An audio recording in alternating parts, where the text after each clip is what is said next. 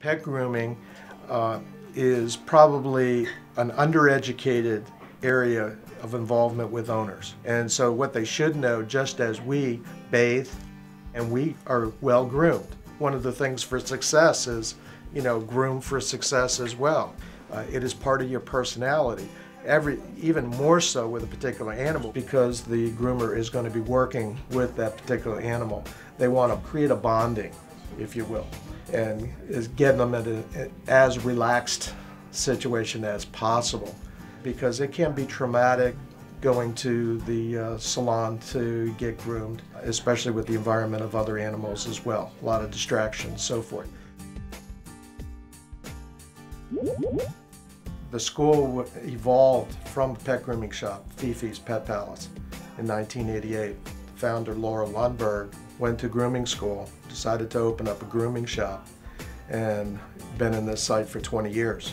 It then evolved because of the need for better grooming techniques. A plan was put into action to open up a grooming school so that it would even provide better training than what she had received when she went to grooming school. And so in 1996, grooming school was formed.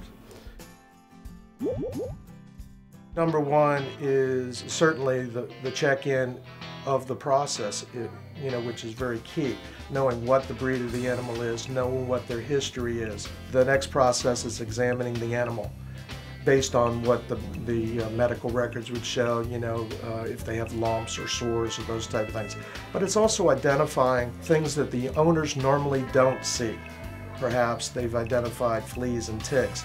They want to remove the ticks, and the ticks are immediately removed and killed. Then they go through the prepping process. The prepping process goes through cleaning their ears, cleaning their nails, trimming their nails.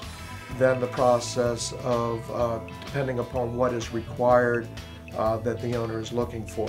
Is it a traditional cut for that particular groom, or is it something a little bit more drastic? They're going to have a flea bath, if it's necessary, flea and tick bath, and then what is prescribed as far as particular type of shampoo. Maybe there's a certain skin condition.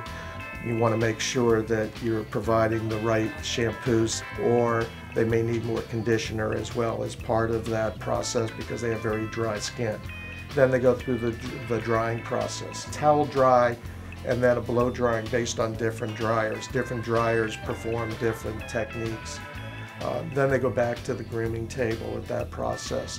What we call the finishing touches, either further using the grooming shears, and then cleaning up around their feet, their pads, hair that trimmed up and so forth. Trimming up around the face to get the proper contour based on that breed.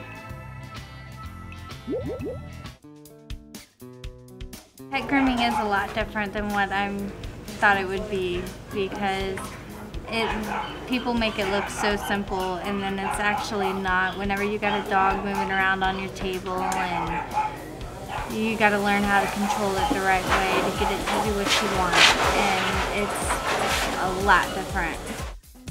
Very much so. I originally believed that I would be getting paid to play with dogs all day.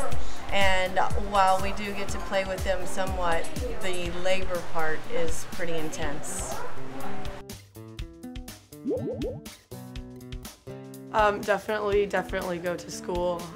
There's a lot of opportunities that await there. If you wanted to apprentice with someone, that's also a good opportunity. I worked at the same time as going to school. The 900-hour program really helped a lot to learn about building a business. I would also say that you should be employed by as many people as possible, so that when you open your own business, you know what not to do, pretty much. The school is really good at telling you what to do, so sometimes you have to find out the hard way about some things that maybe I thought this business was going to be glamorous, all bows and everything, but it's sweat and ticks and fleas and shampoo explosions and stuff, so. Express their anal glands. Okay. And it splatters, and it got all over her uniform, so she had to wash it. We have a washer and dryer as well. It's growing as far as an industry, probably between 10–15% a year. on average nationwide.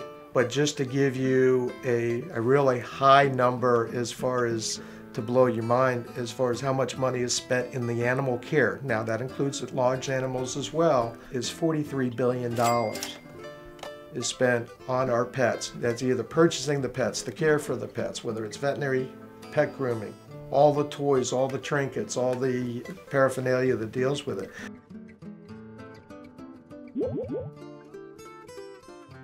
So not only we get to know the students' names, we get to know their pets' names. So it's very personalized, and that's what this whole industry is about. You know, humane treatment and being friendly with all the animals. So it's a lot of fun too.